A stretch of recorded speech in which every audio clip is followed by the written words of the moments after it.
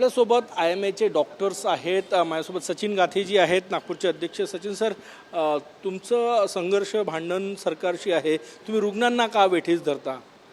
नाही, हे चुकीचं आहे. आम्ही रुग्णांना वेठीस धरत नाही. आम्ही हा इश्यू जो आहे हा 2014 पासून आहे, हा कोर्टात गेलेला आहे, हायकोर्टात आहे. आमचं असं म्हणणं आहे की सरकारच जे आपले लोक आहेत त्यांचं नुकसान करत आहे. ज्यांना ज्या गोष्टीचं ट्रेनिंगसुद्धा नाही आहे त्यांना ती पॅथी त्यांना प्रॅक्टिस करायला लावणं. हा CCMP कोर्स काय आहे? आज आम्ही 5 वर्ष MBBS करतो, 21 सब्जेक्टचा अभ्यास करतो. त्याच्या आधी तुम्हालाही माहिती आहे नीटची अभ्यास किती कठीण असतो. नीटचा अभ्यास करायला कोणाला 2 वर्ष लागते, कोणाला 3 वर्ष लागते. पॅरेंट्सचे काय हाल होतात, पैसा जातो, वेळ जातो, सगळं जातं. काय मागणी आहे?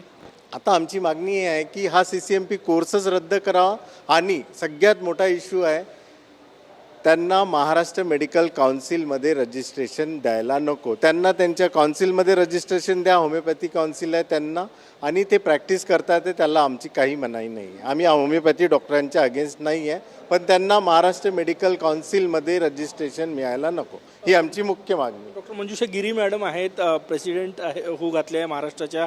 मॅडम, पुढची काय भूमिका असणार? आज तर लाक्षणिक संप आहे तुमचा.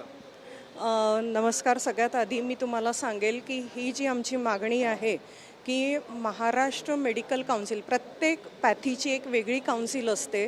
जसं महाराष्ट्र मेडिकल काउन्सिल जी आहे ती मॉडर्न मेडिसिन म्हणजे ॲलोपॅथीच्या डॉक्टरांची आहे. महाराष्ट्र होमिओपॅथी काउन्सिल ती होमिओपॅथीवाल्यांची आहे. आयुर्वेदवाल्यांची वेगळी काउन्सिल आहे. जसं आमच्या काउन्सिलमध्ये, महाराष्ट्र मेडिकल काउन्सिलमध्ये जर ॲडिशनल क्वालिफिकेशन असेल, जसं पिडियाट्रिक्स आहे, सर्जरी आहे, किंवा जे आमचे 21 विषय आहे त्यांची जर ॲडिशनल क्वालिफिकेशनचं सर्टिफिकेट आम्हाला आमच्याच काउन्सिलमध्ये देण्यात येतं.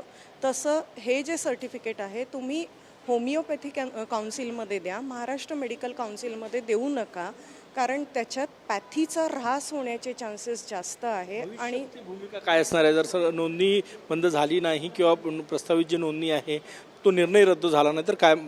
ओके, आज तुम्हाला सांगू इच्छे की आज दुपारी 3 वाजता प्रधान सचिवांसोबत मंत्रालयात मीटिंग आहे.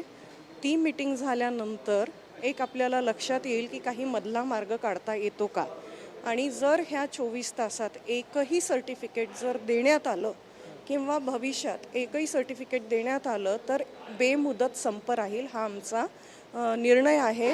सोबतच उद्या सकाळी 9:30 वाजता आझाद मैदान इथे पण IMAचे पदाधिकारी आंदोलन करणार आहेत. या 2 भूमिका सध्या आमच्या फ्युचरच्या प्लॅन्ड आहेत. एक प्रश्न कॉमन सरांनाही विचारला, मी तुम्हाला विचारतो.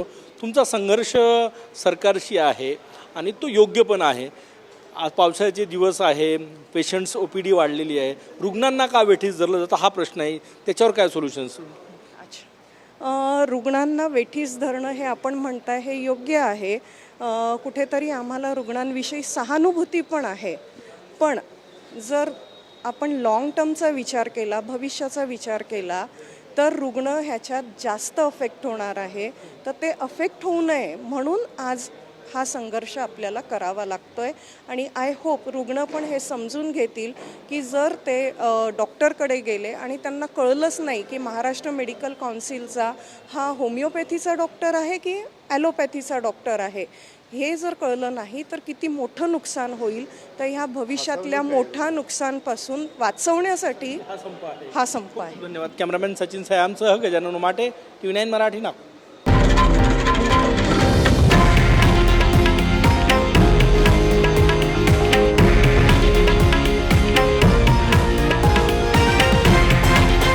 हे आहे देशातील नंबर 1 न्यूज नेटवर्क आणि आपण पाहत आहात TV9 मराठी, एकमेव.